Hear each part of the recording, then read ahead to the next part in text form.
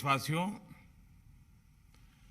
मानवता के सामने ऐसे अवसर बहुत कम आते हैं जब समय का चक्र हमें अतीत को सुधार कर नए भविष्य के निर्माण का मौका देता है। आज सौभाग्य से हमारे सामने एक ऐसा ही क्षण है। दशकों पहले जैव विविधता की सदियों पुरानी जो कड़ी टूट गई थी, विलुप्त हो गई थी, आज हमें उसे फिर से जोड़ने का मौका मिला है। आज भारत की धरती पर चीता लौट आए हैं और मैं ये भी कहूंगा कि इन चीतों के साथ ही भारत की प्रकृति प्रेमी चेतना भी पूरी शक्ति से जागृत हो उठी है। मैं इस ऐतिहासिक अवसर पर सभी देशवासियों को बहुत बहुत बधाई देता हूं। विशेष रूप से मैं हमारे मित्र देश नामीबिया और वहां की सरकार का भी धन्यवाद करता हूं, जिनके सहयोग से दशकों बाद चीते भारत की धरती पर वापस लौटे हैं। मुझे विश्वास है ये चीते न केवल प्रकृति के प्रति हमारी जिम्मेदारियों का बोध कराएंगे, बल्कि हमारे मानवीय मूल्यों और परंपराओं से भी अवगत कराएंगे। साथियों, जब हम अपनी जड़ों से दूर होते हैं तो बहुत कुछ खो बैठते हैं। इसलिए ही आजादी के इस अमृत काल में हमने अपनी विरासत पर गर्व और गुलामी की मानसिकता से मुक्ति जैसे पंच प्राणों के महत्व को दोहराया है। पिछली सदियों में हमने वो समय भी देखा है जब प्रकृति के दोहन को शक्ति प्रदर्शन और आधुनिकता का प्रतीक मान लिया गया था। 1947 में जब देश में केवल आखिरी 3 चीते बचे थे तो उनका भी साल के जंगलों में निष्ठुरता और गैर जिम्मेदारी से शिकार कर लिया गया। ये दुर्भाग्य रहा कि हमने 1952 में चीतों को देश से विलुप्त तो घोषित कर दिया, लेकिन उनके पुनर्वास के लिए दशकों तक कोई सार्थक प्रयास नहीं हुआ। आज आजादी के अमृत काल में अब देश नई ऊर्जा के साथ चीतों के पुनर्वास के लिए जुट गया है। अमृत में तो वो सामर्थ्य होता है जो मृत को भी पुनर्जीवित कर देता है। मुझे खुशी है कि आजादी के अमृत काल में कर्तव्य और विश्वास का ये अमृत हमारी विरासत को, हमारी धरोहरों को और अब चीतों को भी भारत की धरती पर पुनर्जीवित कर रहा है। इसके पीछे हमारी वर्षों की मेहनत है।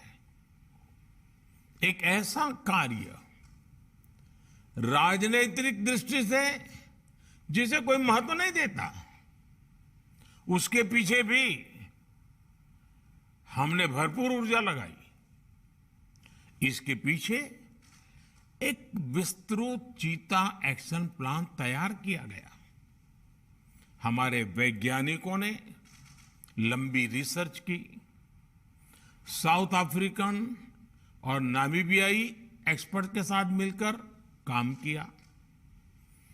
हमारी टीम्स वहां गई, वहां के एक्सपर्ट भी भारत आए। पूरे देश में चीतों के लिए सबसे उपयुक्त क्षेत्र के लिए वैज्ञानिक सर्वे किए गए और तब कूनो नेशनल पार्क को इस शुरुआत के लिए चुना गया। और आज हमारी वो मेहनत परिणाम के रूप में हमारे सामने है। साथियों, ये बात सही है कि जब प्रकृति और पर्यावरण का संरक्षण होता है तो हमारा भविष्य भी सुरक्षित होता है, विकास और समृद्धि के रास्ते भी खुलते हैं। कूनो नेशनल पार्क में जब चीता फिर से दौड़ेंगे तो यहां का ग्रासलैंड इकोसिस्टम फिर से रिस्टोर होगा, बायोडायवर्सिटी और बढ़ेगी। आने वाले दिनों में यहां इको टूरिज्म भी बढ़ेगा, यहां विकास की नई संभावनाएं जन्म लेगी, रोजगार के अवसर बढ़ेंगे। लेकिन साथियों, मैं आज आपसे सभी देशवासियों से एक आग्रह भी करना चाहता हूं। कूनो नेशनल पार्क में छोड़े गए चीतों को देखने के लिए देशवासियों को कुछ महीने का धैर्य दिखाना होगा, इंतजार करना होगा, सहयोग करना होगा। आज ये चीते मेहमान बनकर आए हैं, इस क्षेत्र से अनजान है। कूनो नेशनल पार्क को ये चीते अपना घर बना पाए, इसके लिए हमें इन चीतों को भी कुछ महीने का समय देना होगा। अंतर्राष्ट्रीय गाइडलाइंस पर चलते हुए भारत इन चीतों को बसाने की पूरी कोशिश कर रहा है। हमें अपने प्रयासों को विफल नहीं होने देना है। साथियों, दुनिया आज जब प्रकृति और पर्यावरण की ओर देखती है तो सस्टेनेबल डेवलपमेंट की बात करती है, लेकिन प्रकृति और पर्यावरण, पशु और पक्षी भारत के लिए ये केवल सस्टेनेबिलिटी और सिक्योरिटी के विषय ही सिर्फ है, ऐसा नहीं है। हमारे लिए ये हमारी सेंसिबिलिटी और स्पिरिचुअलिटी का भी आधार है। हम वो लोग हैं जिनका सांस्कृतिक अस्तित्व सर्वम खल्विदम ब्रह्म इस मंत्र पर टिका हुआ है। अर्थात संसार में पशु, पक्षी, पेड़, पौधे, जड़, चेतन जो कुछ भी है वो ईश्वर का ही स्वरूप है, हमारा अपना ही विस्तार है। हम वो लोग हैं जो कहते हैं परम परोपकारार्थम यो जीवति सह जीवति, अर्थात खुद के फायदे को ध्यान में रख करके जीना वास्तविक जीवन नहीं है। वास्तविक जीवन वो जीता है जो परोपकार के लिए जीता है। इसलिए हम जब खुद भोजन करते हैं उसके पहले पशु पक्षियों के लिए अन्न निकालते हैं। हमारे आसपास रहने वाले छोटे से छोटे जीव की भी चिंता करना हमें सिखाया जाता है, बचपन से सिखाया जाता है। हमारे संस्कार ऐसे हैं कि कहीं अकारण किसी जीव का जीवन चला जाए तो हम अपराध बोध से भर जाते हैं। फिर किसी पूरी जीव जाति का अस्तित्व ही अगर हमारी वजह से मिट जाए, ये हमें कैसे स्वीकार हो सकता है? आप सोचिए, हमारे यहां कितने ही बच्चों को ये पता तक नहीं होता है कि जिस चीता के बारे में सुनकर वो बड़े हो रहे हैं वो उनके देश से पिछली शताब्दी में ही लुप्त हो चुके हैं। आज अफ्रीका के कुछ देशों में और ईरान में चीता पाए जाते हैं, लेकिन भारत का नाम उस लिस्ट से बहुत पहले हटा दिया गया था।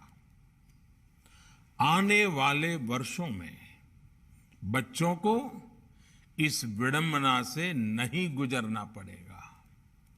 मुझे विश्वास है वो चीता को अपने ही देश में कूनो नेशनल पार्क में दौड़ता देख पाएंगे।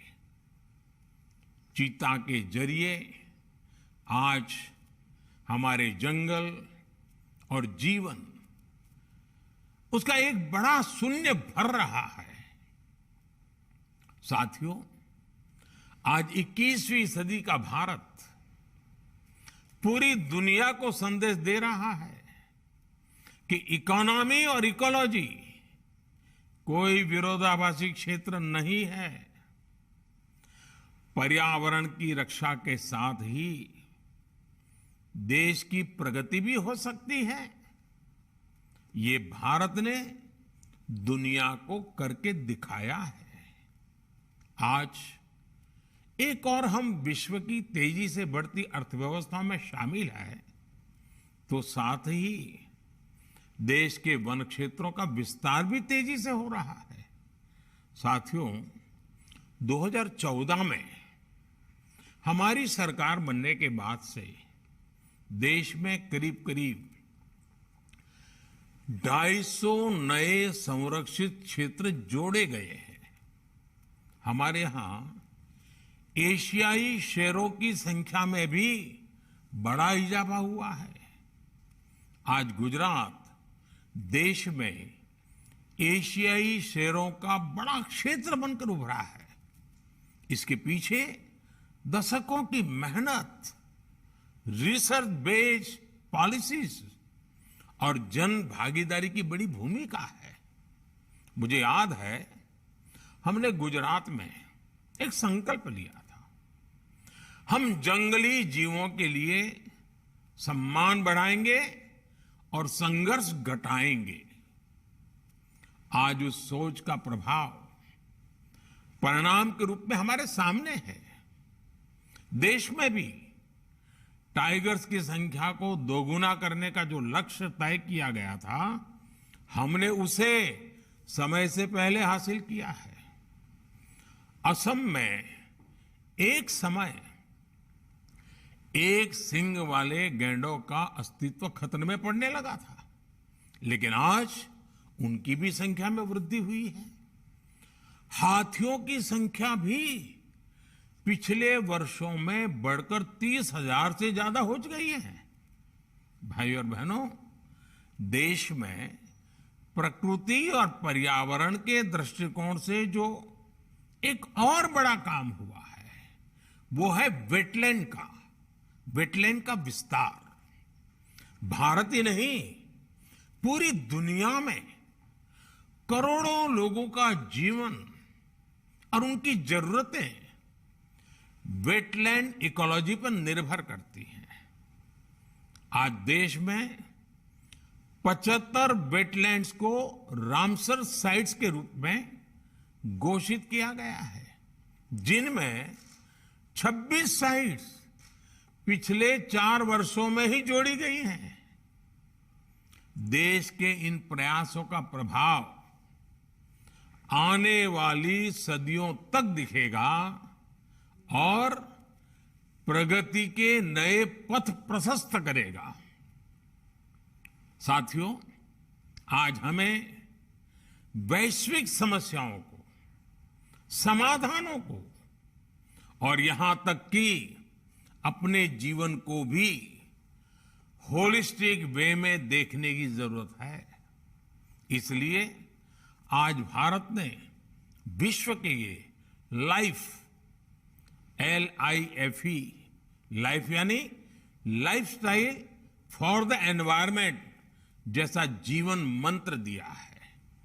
आज इंटरनेशनल सोलर अलायंस जैसे प्रयासों के द्वारा भारत दुनिया को एक मंच दे रहा है, एक दृष्टि दे रहा है। इन प्रयासों की सफलता दुनिया की दिशा और भविष्य तय करेगी। इसलिए आज समय है कि हम ग्लोबल चुनौतियों को दुनिया की नहीं, अपनी व्यक्तिगत चुनौती भी माने। हमारे जीवन में एक छोटा सा बदलाव पूरी पृथ्वी के भविष्य के लिए एक आधार बन सकता है। मुझे विश्वास है भारत के प्रयास और परंपराएं इस दिशा में पूरी मानवता का पथ प्रदर्शन करेगी, बेहतर विश्व के सपने को ताकत देगी। इसी विश्वास के साथ आप सभी को इस मूल्यवान समय पर, ऐतिहासिक समय पर बहुत बहुत धन्यवाद देता हूं, बहुत बहुत बधाई देता हूं।